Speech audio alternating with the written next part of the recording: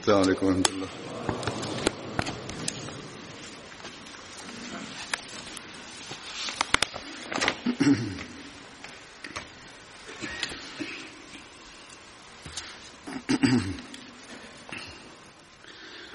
أشهد أن لا إله إلا الله وحده لا شريك له وأشهد أن محمدا عبده ورسوله أما بعد فأعوذ بالله من الشيطان الرجيم بسم الله الرحمن الرحيم الحمد لله رب العالمين الرحمن الرحيم مالك يوم الدين إياك نعبد وإياك نستعين اهدنا الصراط المستقيم صراط الذين أنعمت عليهم غير المغضوب عليهم ولا الضالين.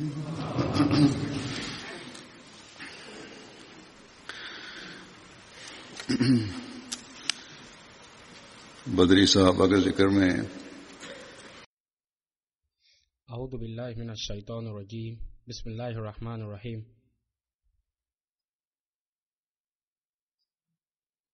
Ọdún sọ pé àlàyé nípa àwọn sàábé tí wọ́n kópa nínú ogun Badar. Alákọ̀ọ́kọ́ tí àwọn máa sọ nípa nínú wọn òun ni Hazrat Utbah bin Mas'ud. Hazrat Utbah bin Mas'ud Azali,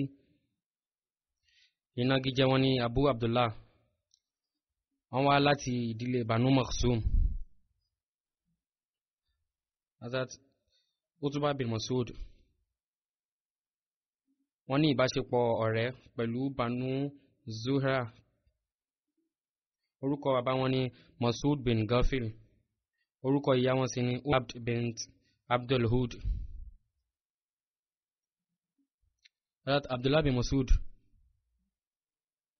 àwọn jẹ́ ẹ̀gbọ́n wọn.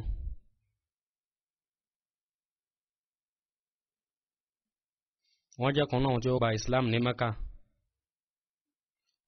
Wọ́n sì ń bẹ láàrin àwọn tí ó ṣe ìrìn àjò kejì lọ sí Abyssinia. Hazrat Utbah bin Mas'ud wọ́n jẹ́ kan náà àwọn Ashabi Sufa.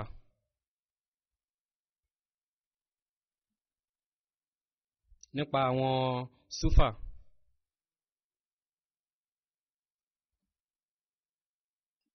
tí Mirza Bashir Ahmad tán kọ nínú ìwé wọn àti ọ̀pọ̀lọpọ̀ àwọn ìwé ìtàn. Apá kan níbi mọ́ṣáláṣí wọ́n kọ́ ibì kan síbẹ̀ tí wọ́n ń pè ní Sufa. Eléyìí ń bẹ fún àwọn muhajirin tí wọ́n ní nǹkan kan, tí wọ́n ní ilé. Ibẹ̀ ni àwọn èèyàn wọ̀nyí máa ń gbé, tí wọ́n sì máa ń pè wọ́n ní Ashabu Sufa. Iṣẹ́ wọn òun náà ni láàárọ̀ àti lóru kí wọ́n máa bẹ pẹ̀lú Ànábì Muhammad sallallahu alaihi wasallam, kí wọ́n máa ṣe ìjọsìn, kí wọ́n sì máa ka alukurani. Wọn ò ní iṣẹ́ òòjọ́ míì.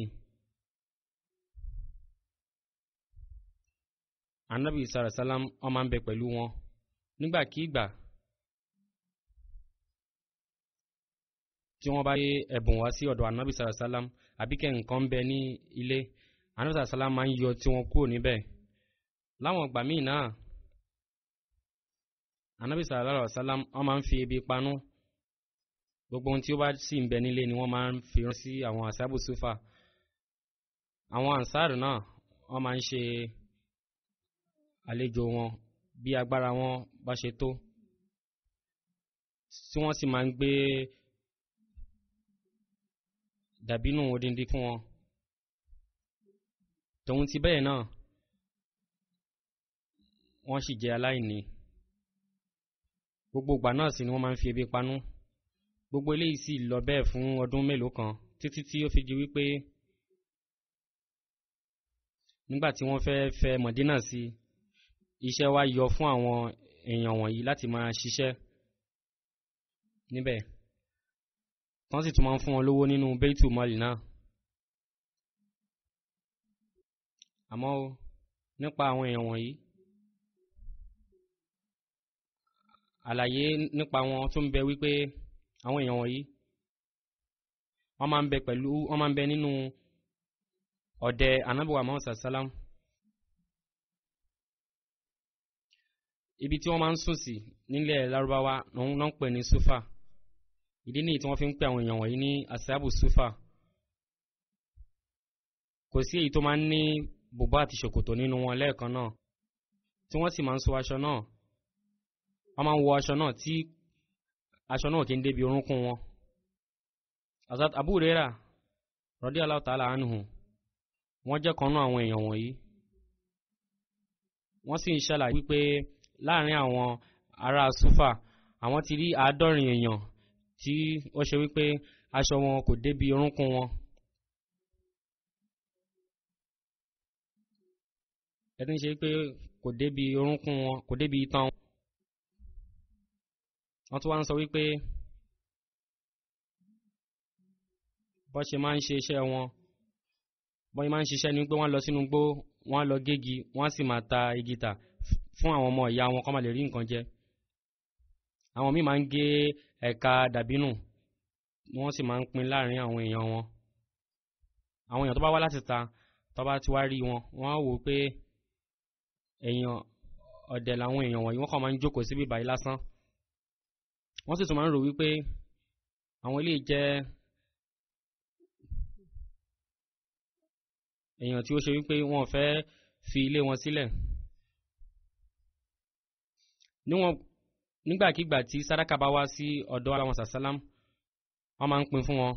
Tí wọ́n bá sì pe ànábì wá fún oúnjẹ, ànábì máa ń pè wọ́n dání tí wọ́n sì máa jọ jókòó tán máa jọ jẹun. Ọ̀pọ̀lọpọ̀ ìgbà ló máa ń ṣẹlẹ̀ wípé lálẹ́ ànábì sallallahu alaihi wasallam wọ́n máa ń pín àwọn nǹkan wọ̀nyẹn láàrin àwọn muhajirin àti àwọn ansar. Ibn Maktum sọ wípé wọ́n máa ń fún èèyàn kọ̀ọ̀kan tàbí èèyàn méjì wípé kí wọ́n jọ lọ pín nǹkan náà. Wọ́n sì tún máa ń pín àwọn muhajirin àbí àwọn ansar ń gbà mí pé jẹ́ kó wà lọ́wọ́ tiẹ̀, kí wọ́ fún ẹni báyìí, kí wọ́ fún ẹni báyìí. Hazrat Sa'd bin Ubada, wọ́n jẹ́ sàábé kan tí wọ́n jẹ́ ọlọ́rọ̀ èèyàn, wọ́n jẹ́ olówó. Láwọn ọgbà míì wọ́n máa ń kó àlejò tó máa ń tó bí 100 tí wọ́n sì máa ń tọ́jú wọn, tí wọ́n máa ń fún wọn lóúnjẹ nítorí pé wọ́n jẹ́ ẹni tí ó lawọ́. Ní ìbámu pẹ̀lú àwọn àlàyé míì tàbí nínú àwọn ẹgbàwá míì, òǹkà àwọn Ahli Sufa ó máa ń yàtọ̀. Àwọn míì sọ wípé 12 ni wọ́n sì tún máa ń sọ wípé wọ́n pọ̀ jù, òun ni 103. Wọ́n sì tún máa ń sọ ní ẹgbàwá míì wípé wọ́n máa ń tó 600 àwọn sàábé.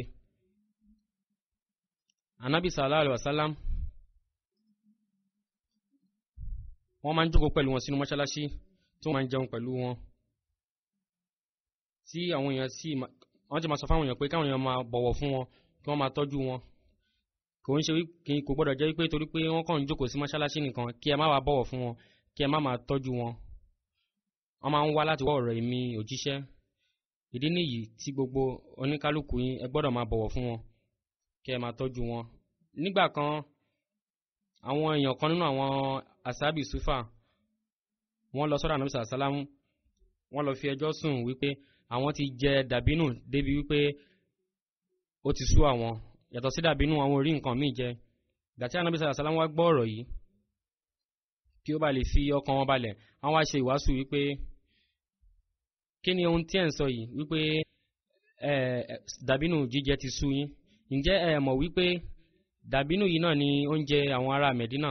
Àmọ́ o látara ẹ̀ náà ni àwọn èèyàn fi máa ń ràn wá lọ́wọ́. látara ẹ̀ náà ni àwa náà fi ń ràn yín lọ́wọ́. Ànábì wa sọ wípé àwọn fi Ọlọ́run ọba búra fún bí oṣù kan àbí méjì nílé Ànábì wa sàlám gan omi àti dàbínù náà ni mo máa ń jẹ. Àmọ́ láìsí àní-àní àwọn àsábì súpà ni wọ́n jẹ́ ẹni tí wọ́n jura wọn sílẹ̀.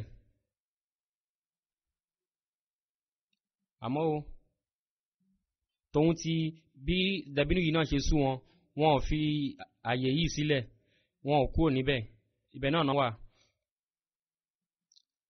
Gbogbo ohun tó bá sì ń rí náà ni wọ́n ń jẹ tí wọ́n fi ń gbé ìgbésí ayé wọn.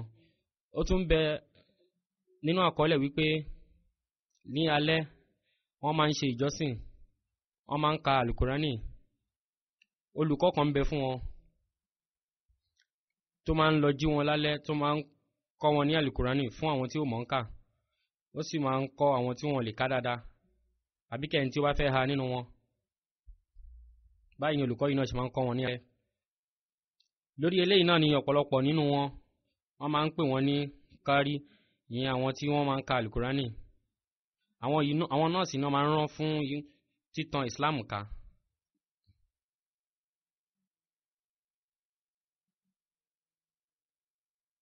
Ẹni tó bá sì ti mọ̀ ń kà nínú wọn á lọ máa kọ́ àwọn tí ó kù.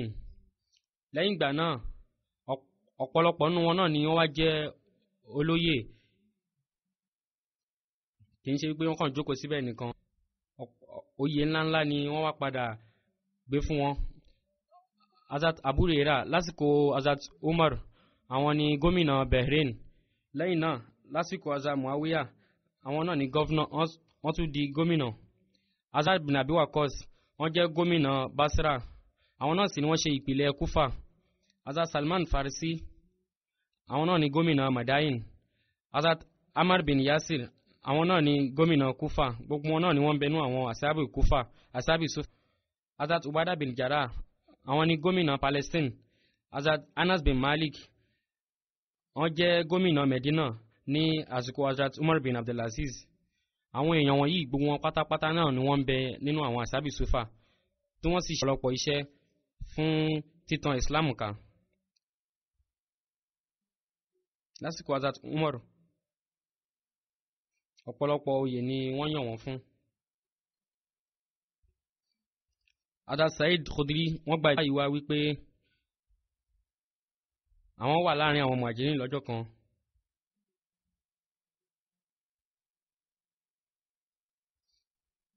Tí wọ́n sì ń bo ara wọn nítorí wípé aṣọ tí wọ́n wọ̀ kò bo ìhòhò wọn.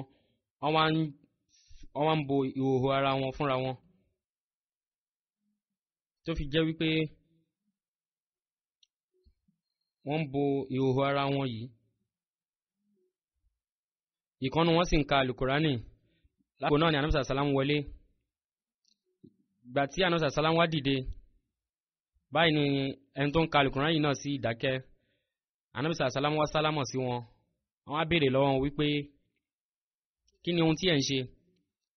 Wọ́n wá fi wípé arákùnrin ni ó ń ka àkùránì fún wa, àwọn sì ń gbọ́ ọ̀rọ̀ Ọlọ́run ọba. Lẹ́yìn náà Ànábì sàlám wá sọ wípé ọpẹ́ ni fún Ọlọ́run ọba, ẹni tí ó jẹ́ kí irúfẹ́ àwọn èèyàn náà kán máa nù ìjọ mi, tí ó fún mi ní tó pa mí láṣẹ sùúrù nípa wọn, torí pé wọ́n ń ṣe sùúrù, èmi náà wá ń ṣe sùúrù. Ẹni tí ó gba ìgbà wáyé wa ń ṣàlàyé wípé Ànábì sàlám jókòó sẹ́gbẹ̀ẹ́ wọn.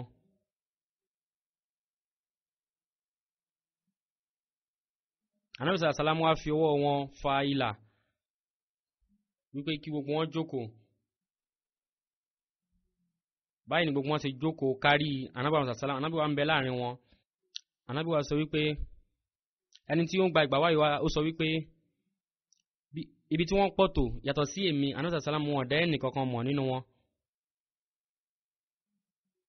Ànábì sàlám wa sọ wípé ọ̀pọ̀lọpọ̀ èèyàn ló ń bẹ nínú wọn. Ẹ̀yin ará Muhajirin, mò ń fún yín ní ìró ìdùnnú lọ́jọ́ gbẹ̀ndẹ̀ àlìkìyámọ̀. Ẹ máa wà nínú àlìjánnà fún àbọ̀ ọjọ́ ṣáájú àwọn olówó, ìyẹn tí ń ṣe ìdajì ọjọ́. Fádẹ́n sọ wípé ìdajì ọjọ́ ó túmọ̀ sí 105 ọdún. Hazrat Masih Maud salam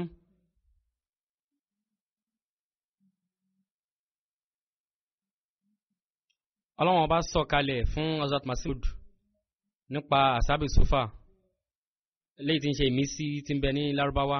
wọ́n ní asabu sufatun wa ma adraka ma asabu sufa tara ayunuhum tafidu min ad-dami yusalluna alayka rabbana innana samina munadiyan yunadi lil imani wa da'iyan ila Allahi wa sirajan munira.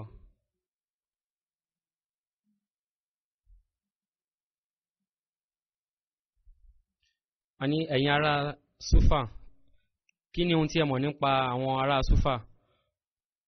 Ìwọ yóò máa rí pé ojú wọn omijé ń jábọ́ lójú wọn, wọ́n sì ń ṣàsàlátù fún ìrẹ.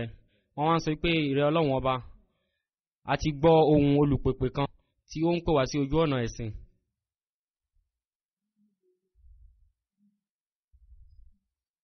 Èyí sì ni ohun tí Ọlọ́run bá sọ kalẹ̀ fún Hazrat Masih Maud nípa àwọn sàábé wọn kan. Hazrat Masih Maud salam sọ wípé gẹ́gẹ́ bí àwọn àsábì Sufa ayé Ànábì salam, wọ́n jẹ́ ẹni tí ìmọ̀ wọn, ìgbàgbọ́ wọn tí ó yè koro, tí wọ́n sì jẹ́ olùfọkàntán. Ọba sì sọ fún mi wípé nínú àwọn èèyàn rẹ, nínú àwọn olùtẹ̀lé rẹ náà, àwọn kan náà yóò máa bẹ tí wọ́n jẹ́ irúfẹ́ àwọn èèyàn báyìí.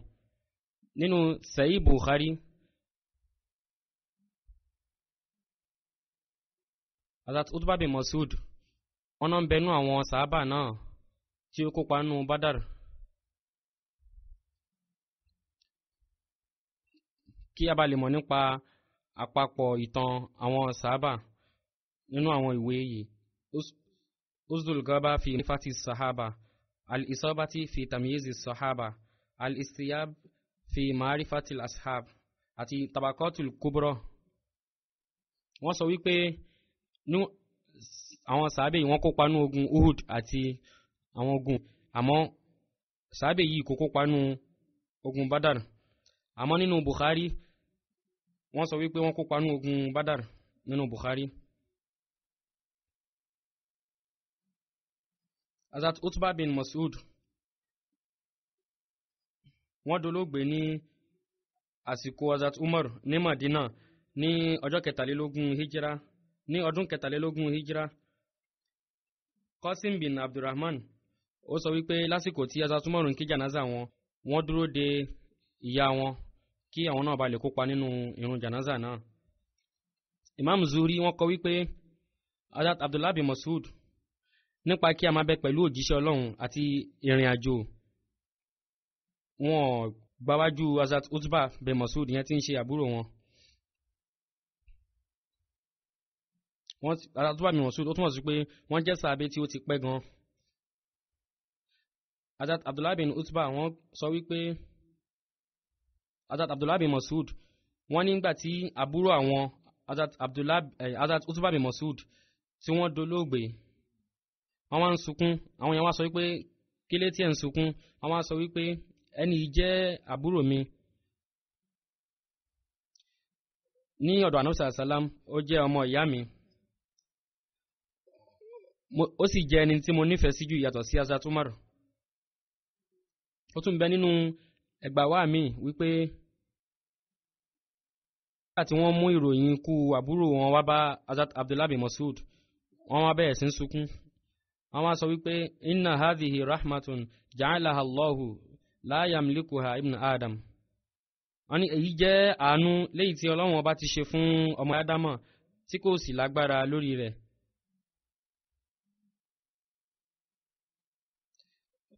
Ìyẹn tí ń ṣe ikú léyìí tí ó máa ń jẹ́ àánú fún àwọn èèyàn rẹ̀. Ní ìbámu pẹ̀lú ẹgbàwá mi, Hazrat Umar bin Khattab wọ́n yan Hazrat Utbah gẹ́gẹ́ bí Amir.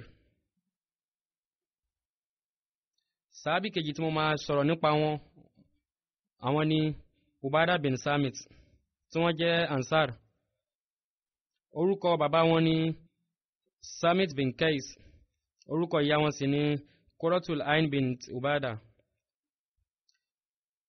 Wọ́n kópa nínú Bẹ́ẹ̀tì Okuba alákọ̀ọ́kọ́ àti ẹlẹ́ẹ̀kejì.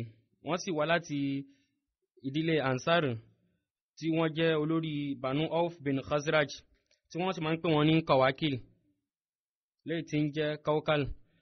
Ìdí tí wọ́n fi ń pè wọ́n lórúkọ yìí ni wípé ní Madina tí èèyàn kan bá lọ bá àwọn olórí kan láti wá ìṣọ́ lọ sọ́dọ̀ wọn, wọ́n máa sọ fún wípé ṣáà máa gun òkè yìí lọ, ibi tó bá wùn ẹ́ kó gùn dé, kò ní sí ìdààmú kankan lórí rẹ̀, ó ti ń bẹ nínú àlàáfíà.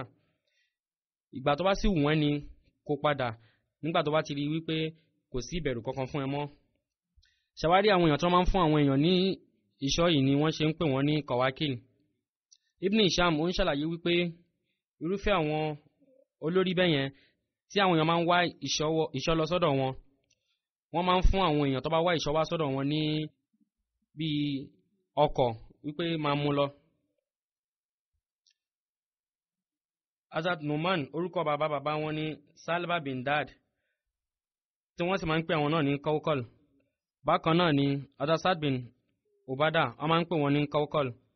Banu Salim, Banu Ganam àti Banu Auf wọ́n máa ń pè wọ́n ní Kawakila. Hazrat Ubada bin Samit tí wọ́n jẹ́ olórí Banu Auf, orúkọ wọn òun ni Walid tí orúkọ ìyá rẹ̀ sì jẹ́ Jamila bint Abu Usasa. Orúkọ ọmọ kejì ni Muhammad tí orúkọ ìyá rẹ̀ sì ni Hazrat Umu Haram bin Milhan. Hazrat Aus bin Samit wọ́n jẹ́ ẹ̀gbọ́n Hazrat Ubada. Hazrat Aus àwọn náà jẹ́ àwọn sàhábà tí wọ́n kópa nínú ogun Badar.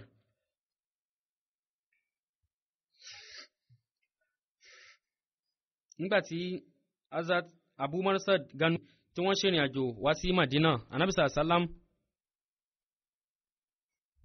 wọ́n so wọ́n pọ̀ mọ́ Hazrat Ubada gẹ́gẹ́ bí ọmọ ìyá.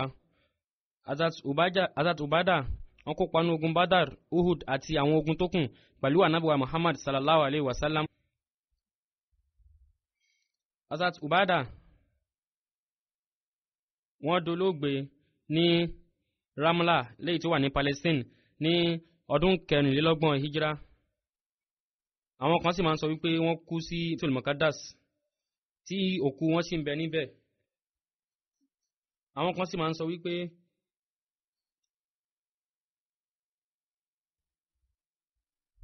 wọ́n dolóògbé sí Palestine níbi tí sàárè wà dé ní eléni. Wọ́n sì jẹ́ ọ̀dọ́, wọ́n jẹ́ ẹni tí ó ga, wọ́n sì jẹ́ ẹni tí ó sanra. Ní ìbámu pẹ̀lú àwọn ìgbàwá míì, wọ́n ní wọ́n dolóògbé ní ọdún 45 Hijra. Àmọ́ ẹgbàwá tí mo kọ́kọ́ ṣàlàyé nípa ti ikú wọn ní Palestine, ìyẹn ni ó dáa jùlọ.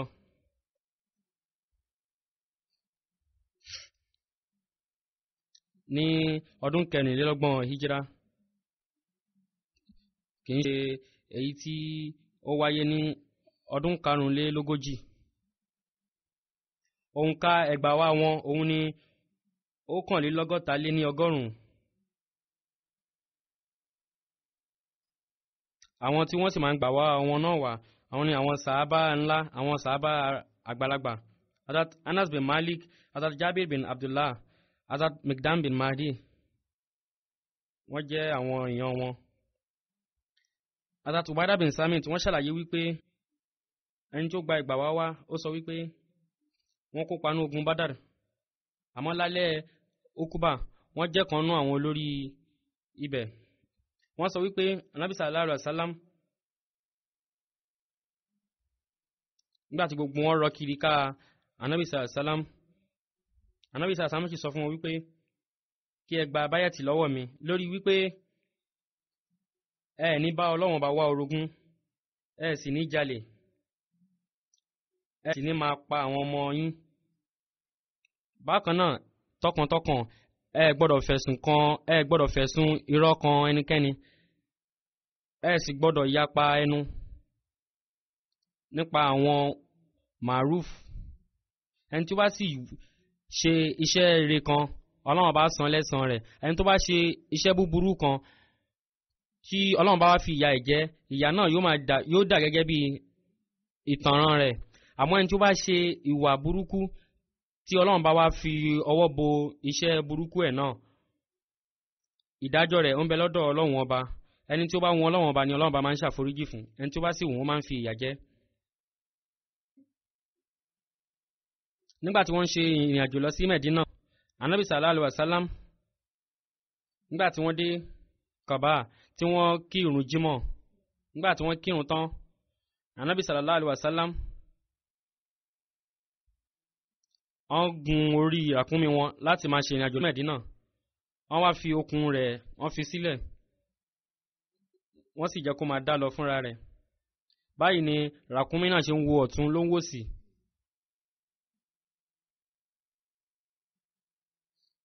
ló wọ́n ń wo pé ń bo ni òun gbà. lílọ tó ń lọ bẹ́ẹ̀ ló ń wò ọ̀tún ló ń wò sí.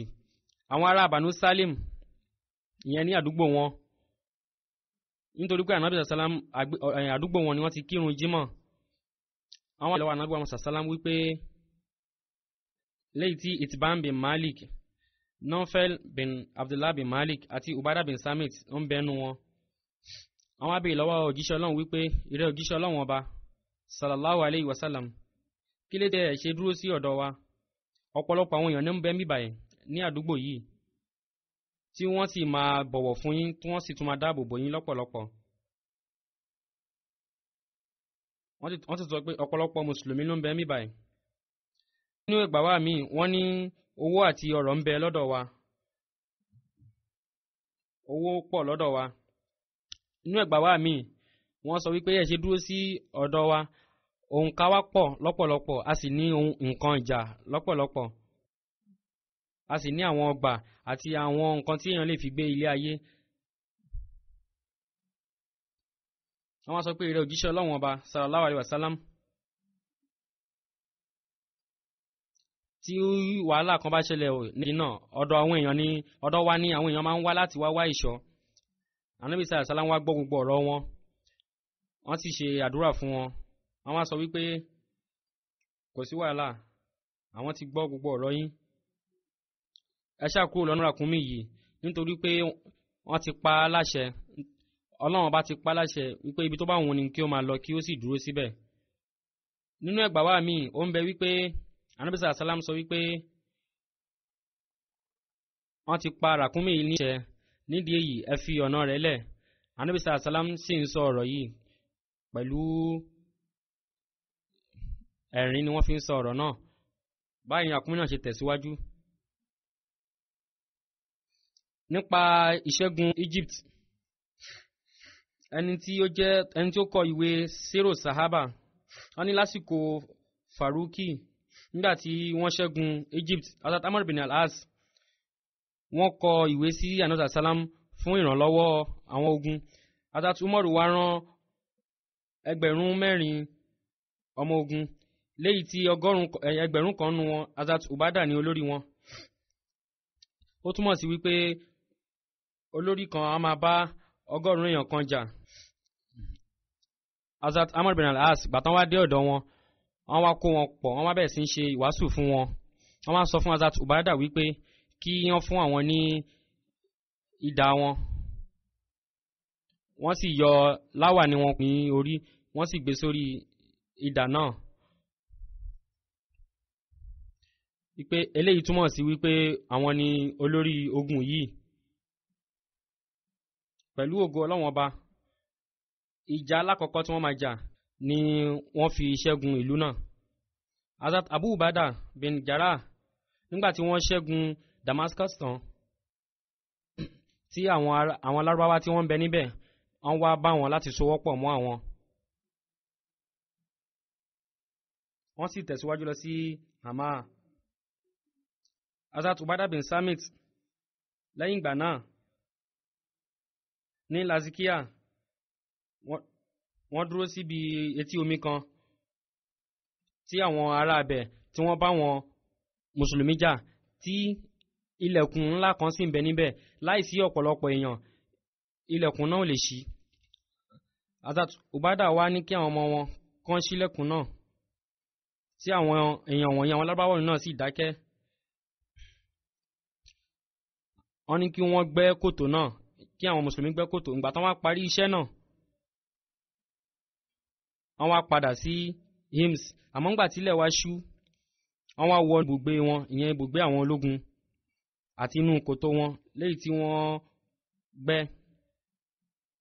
Àwọn èèyàn wọ̀nyí, àwọn èèyàn Lazikiya, wọ́n wá ṣílẹ̀kùn yìí nígbà tí ilẹ̀ mọ́ kí àwọn nǹkan ọ̀sìn wọn kán lè jáde. Lẹ́ẹ̀kan náà ni àwọn mùsùlùmí dìde náà rọ́ wọlé, tí wọ́n sì wọlé látara ilẹ̀kùn tí wọ́n ṣí náà, wọ́n sì borí wọn bẹ́ẹ̀, wọ́n ṣẹ́gun agbègbè náà. Hazrat Ubada wá wọnú ìlú náà, wọ́n gun òkè ìlú náà, wọ́n sì sọ Allahu Akbar. Àwọn kìrìsìtẹ́nì kan ní ìlú Lazikiya, ìjọ kan nínú wọn, báyìí ni wọ́n ṣe bẹ̀rẹ̀ sí ń sá lọ sí ibi tí a pè ní Yasir. Àwọn mùsùlùmí wá sá tẹ̀lé wọn. Báyìí ni wọ́n wá padà wá, wọ́n wá ní kí wọ́n jọ kí wọ́n fún àwọn ní ilẹ̀ àwọn. Wọ́n wá ní kí wọ́n san owó ìtanràn. Lẹ́yìn ìgbà tí wọ́n wá san owó náà, wọ́n wá dá ilẹ̀ wọn padà fún wọn. Ìyẹn ibi tí wọ́n ti máa ń ṣe ìjọsìn wọn fún àwọn kìrìsìtẹ́nì náà, wọ́n dá padà fún wọn. Wípé tó bá ṣe wù yín kí ẹ máa ṣe ìjọsìn yín. Hazrat Ubada wá pa àwọn mùsùlùmí láṣẹ kí wọ́n kọ́ mọ́ṣáláṣí sí Lazikiya. Ìgbà tí Hazrat Ubada àti àwọn mùsùlùmí wá dé ibi etí omi kan, wọ́n ṣẹ́gun ìlú kan tí ó wà lẹ́gbẹ̀ẹ́ etí omi kan tí ń jẹ́ Baldar. Hazrat Ubada àti àwọn ọmọlẹ́yìn wọn, wọ́n ṣẹ́gun Tartus àti agbègbè kan ní Jabala. Wọ́n sì ṣẹ́gun àwọn agbègbè yìí, Jabala, Baldar, Lazikiya, Tartus. Hazrat Ubada náà ni wọ́n ṣẹ́gun gbogbo àwọn ìlú yìí. Nígbà kan, Ànábì sallallahu alaihi wasallam wọ́n yàn wọ́n gẹ́gẹ́ bí olórí nípa àwọn sàdákà tí àwọn èèyàn máa ń kó wá. Wọ́n sì sọ wípé kí o bẹ̀rù Ọlọ́run ọba, kò gbọ́dọ̀ ṣẹlẹ̀ wípé lọ́jọ́ ìgbéǹde àlìkìyámọ̀ kí wọ́n máa lu ràkúnmí lù ẹ́ lórí léyìí tó wọ́n máa pariwo, tàbí kẹ́ màálù, tàbí kẹ́ ewúrẹ́ léyìí tí yóò máa pariwo pé o gbọ́dọ̀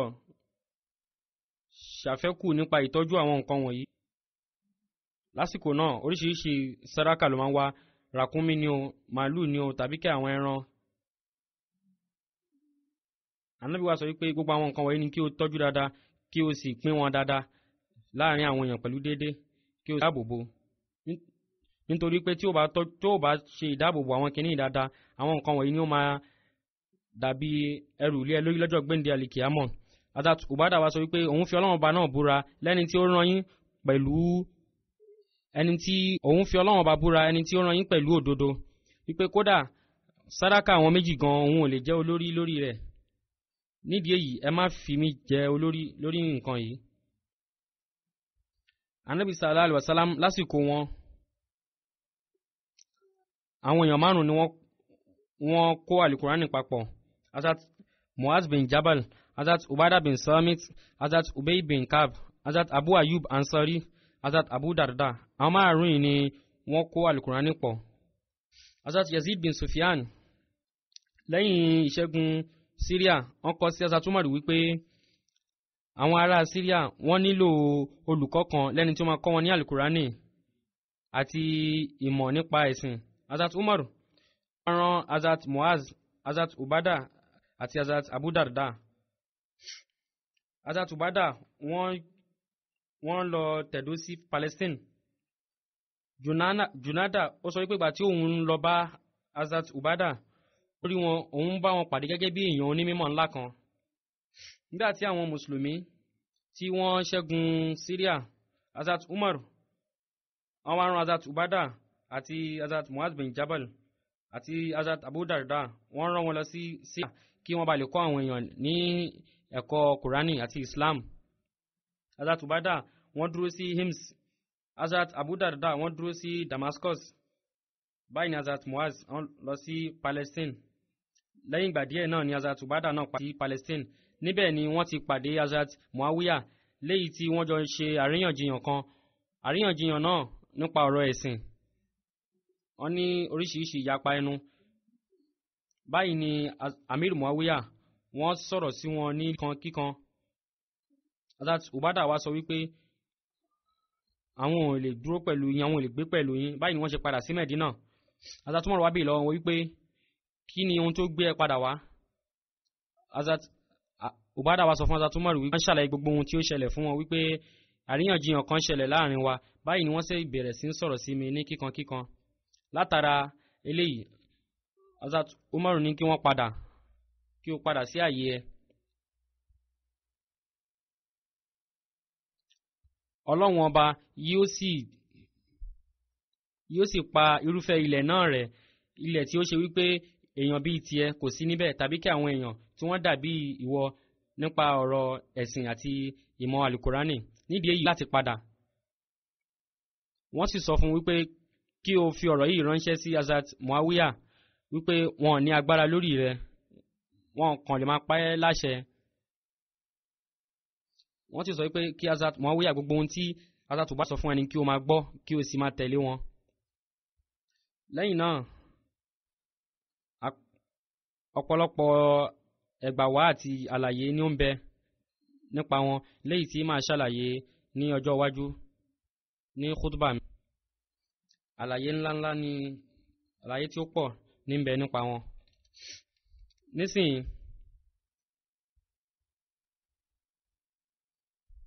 mo fẹ́ sọ̀rọ̀ nípa olóògbé kan tí wọ́n ń bẹ ń bí, lẹ́ni tí ó ń ṣe Mukaram Tahir Arif Saib, tí wọ́n dolóògbé ní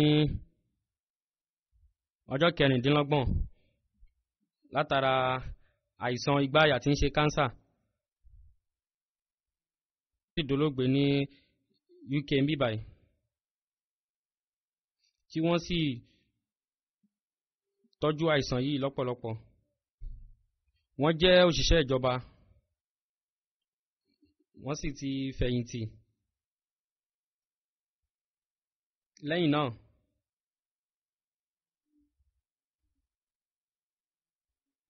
mo yàn wọ́n gẹ́gẹ́ bí Sardar Fazil Umar Foundation, tí wọ́n sì ń ṣiṣẹ́ fún jọmọ́. Mukaram Tahir Arif Saib, wọ́n bí wọn ní ọjọ́ 13 oṣù kejì February ọdún 1952. Ilé wọn, ìyẹn àwọn mọ̀lẹ́bí wọn wá láti Sialkot. Orúkọ wọn sì ni Muhammad Arif Saib, tí wọ́n sì jẹ́ mọ̀rọ́bí tí wọ́n rán lọ sí England láti lè máa ṣiṣẹ́ fún ìjọ. Wọ́n sì tún ṣiṣẹ́ ní Masjid London. Àwọn náà sì ní igbákejì Wakilu Tafsir ti Tariki Jadid ní Rabwa. Báyìí ni Maulana Muhammad Arif Saib, wọ́n jẹ́ àwọn tí wọ́n máa ń ṣe ìwàásù fún jàmọ́ lọ́pọ̀lọpọ̀.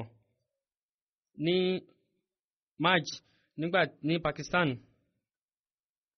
ní prógrámù kan wọ́n ń bẹ pẹ̀lú Maulana Abdulrahim Nayar Saib ní ibẹ̀.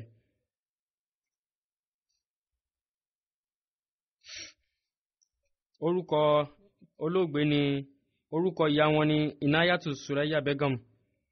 Orúkọ bàbá wọn sì ni Hazrat Chaudhry Ghulam Hussain Bati Saib, tí wọ́n sì jẹ́ olùtẹ̀lé Hazrat Masih Maud alayhi salam, nǹkan náà àwọn ọmọlẹ́yìn wọn. Mukaram Tahir Arif Saib, wọ́n jẹ́ ẹni tí ó nímọ̀ lọ́pọ̀lọpọ̀.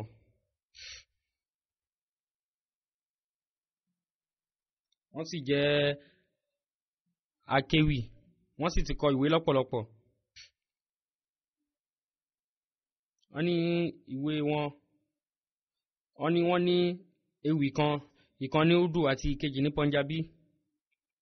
Wọ́n sì tún kọ ìwé méjì. Alákọ̀ọ́kọ́ ni nípa Ànábì sallam, léyìí tí wọ́n kọ ní èdè Gẹ̀ẹ́sì tí orúkọ rẹ̀ sì ń ṣe Muhammad. Ẹlẹ́ẹ̀kejì nípa Pakistan tí orúkọ rẹ̀ sì ń ṣe Pakistan Manzil ba Manzil. Eléyìí ni ìwé kejì tí wọ́n kọ.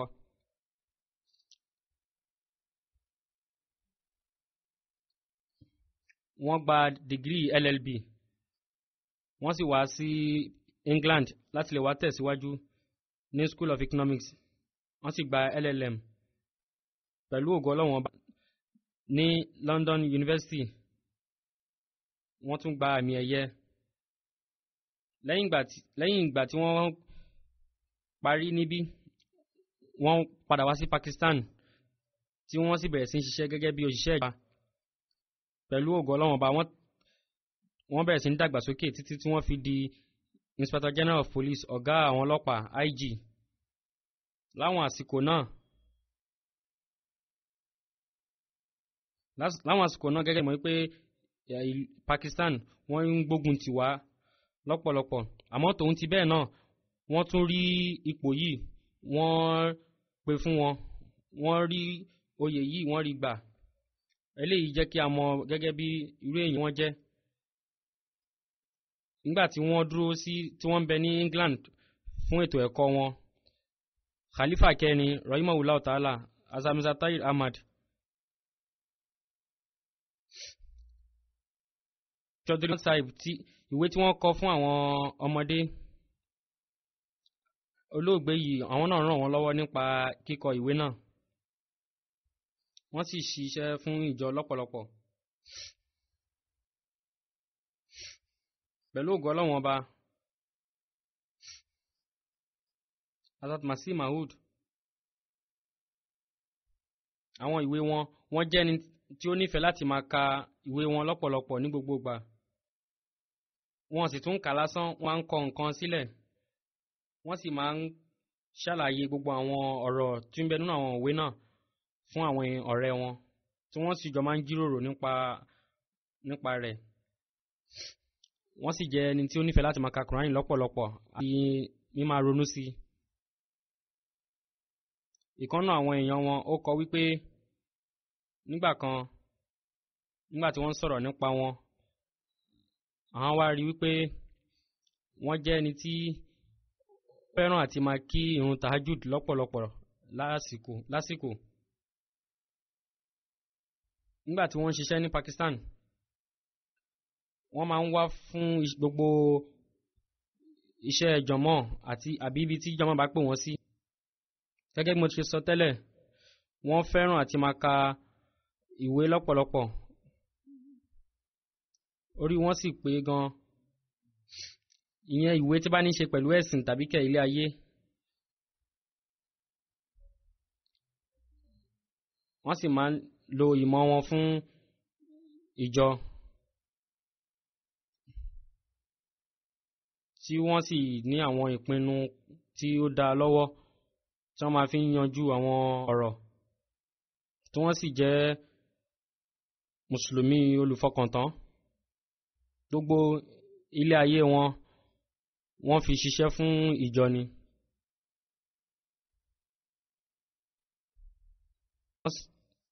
Pẹ̀lú ògo Ọlọ́run ọba, òtún sọ pé àwọn rí wípé Ọlọ́run ọba sọ wọ́n di olóríire èèyàn. Wọ́n sì jẹ́ ọ̀rẹ́ mi torí pé àwọn jọ ní ilé ìwé ni, àwọn jọ wà nílé ẹ̀kọ́ kan náà. Òtún sọ wípé wọ́n jẹ́ ẹni tí ó nífẹ̀ẹ́ láti máa kàwé lọ́pọ̀lọpọ̀. Wọ́n sì jẹ́ ẹni tí ó máa ń kópa nínú àwọn àríyànjiyàn oríṣiríṣi. Wọ́n sì tún ní ìmọ̀ nípa ẹ̀sìn lọ́pọ̀lọpọ̀. Ọ̀rọ̀ yìí náà jẹ́ nǹkan tí ó yẹ kí n mẹ́nubà. Tòun tí oyè àti ipò wọ́n jẹ́ ẹni tí ó máa ń ran àwọn jàmá lọ́wọ́ àti àwọn mubalik, yálà ọmọdé ni tàbí àgbàlagbà, tí wọ́n sì jẹ́ olóyè ńlá nínú ìjọ.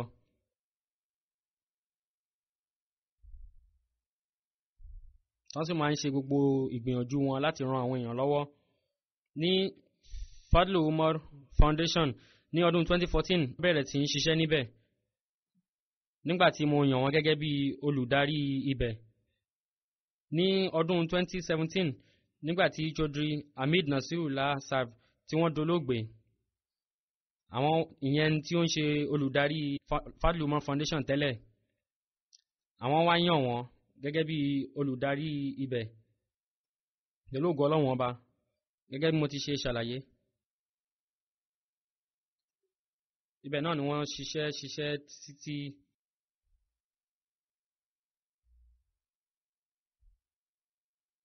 kó tó di pé oṣù bíi 2-3 kó tó di pé wọ́n gbọ́n wá sí England fún ìtọ́jú tí ó yè kooro. Wọ́n máa ń ṣiṣẹ́ ní Fadlu Umar Foundation lọ́pọ̀lọpọ̀, gbogbo àsìkò ni wọ́n máa ń lò sí ibẹ̀. lásìkò wọn náà ní ibẹ̀ náà ni wọ́n ṣiṣẹ́ sí ibẹ̀ gan lọ́pọ̀lọpọ̀. orúkọ ìyàwó wọn ni Anitaye Saiba. àwọn ọmọ obìnrin 3, Toyiba Arif, Aziz Auj àti Binat Tahir Arif, àti ọmọkùnrin kan.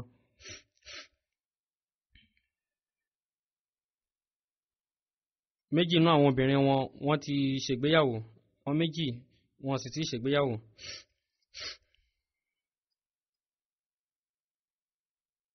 Toyiba tí ń ṣe ọmọ wọn, ó kọ ìwé sí mi wípé bàbá wa marhum, ìyẹn tí ń ṣe olóògbé, wọ́n jẹ́ ẹni tó máa ń ṣiṣẹ́ jàmọ́ lọ́pọ̀lọpọ̀ pẹ̀lú ìdùnnú. wọ́n jẹ́ olùfọkàntán, olùgbẹ́kẹ̀lé. wọ́n sì máa ń gbẹ́kẹ̀lé Ọlọ́run. wọ́n sì tún jẹ́ olùyàn ẹ̀sìn láàyò, olùtẹríba.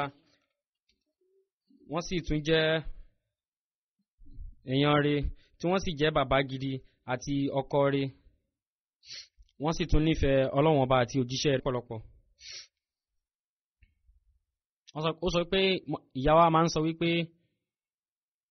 àwọn rí wọn gẹ́gẹ́ bí ẹni tí ó ní tẹríba àti ẹni tí ó máa ń rẹra rẹ̀ lẹ̀.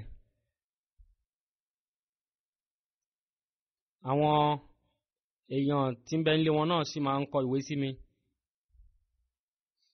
òṣù wa sọ pé gbogbo nǹkan tí wọ́n ń kọ nípa wọn òótọ́ ni, nítorí pé àwọn fúnra àwọn gan mọ̀ wọn dáadáa láti kékeré. Sidiki Saib wọ́n kọ wípé wọ́n jẹ́ ẹni tí ó ní ìtẹríba, tí wọ́n sì máa ń rẹra wọn lẹ̀, tí wọ́n sì ní ìbáṣepọ̀ tí ó yè kooro pẹ̀lú khalifa. wọ́n sì tún jẹ́ akéwì.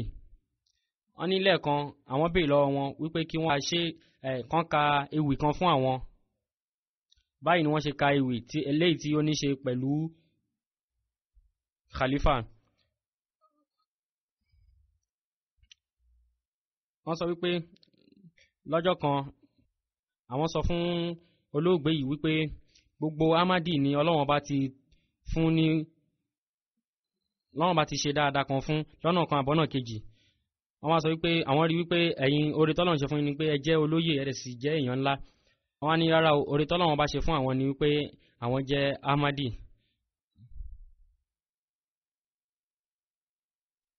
wọ́n sì sọ wípé àwọn sì jẹ́ ẹni tí ó kàwé pẹ̀lú khalifa àsìkò ní ìgbà tí àwọn máa ń lọ sí ilé ìwé. bàbá wọn rán wọn lọ sí Rọ́bùà láti lọ tẹ̀síwájú nínú ẹ̀kọ́ wọn. aláì wípé ní Rọ́bùà nígbà náà ilé ìwé wa ń bẹ lábẹ́ ìjọba.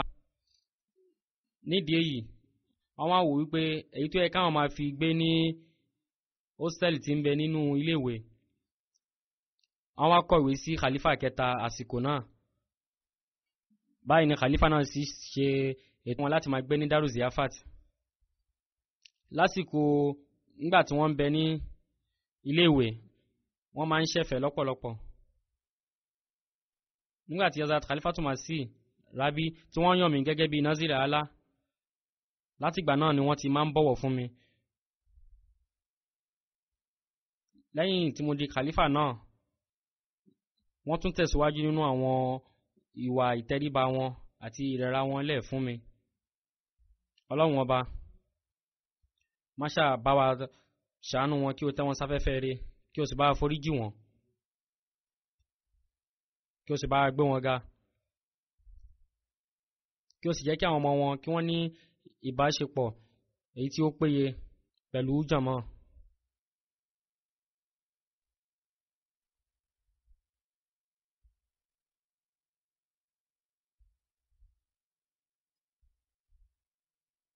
àwọn ọ̀rẹ́ wọn, àwọn aráalé wọn, àwọn mọ̀lẹ́bí wọn, wọ́n máa ń kọ sí mi wípé wọ́n jẹ́ ẹni tí ó ní ìtẹríba, wọ́n rẹra wọn lẹ̀, wọ́n sì jẹ́ oníwà tútù èèyàn.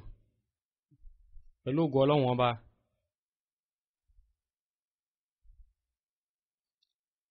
lẹ́yìn ìrun màá kírun janaza àwọn tí ó ń bẹ níbí báyìí.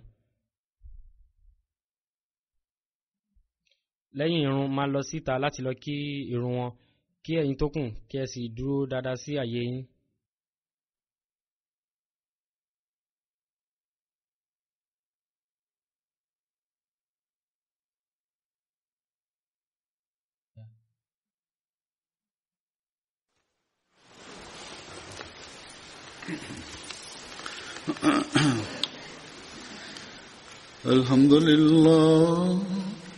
الحمد لله نحمده ونستعينه ونستغفره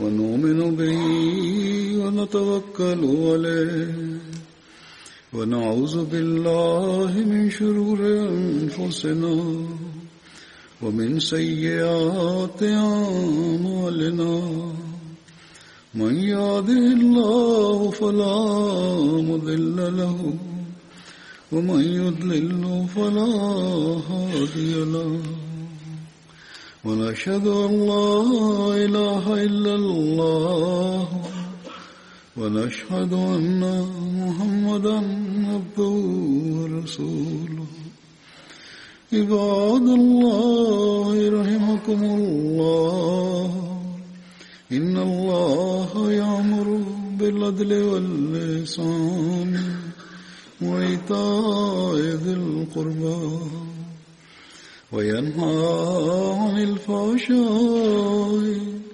والمنكر والبغي يعظكم لعلكم تذكرون اذكروا الله يذكركم وادعوه يستجب لكم ولذكر الله أكبر.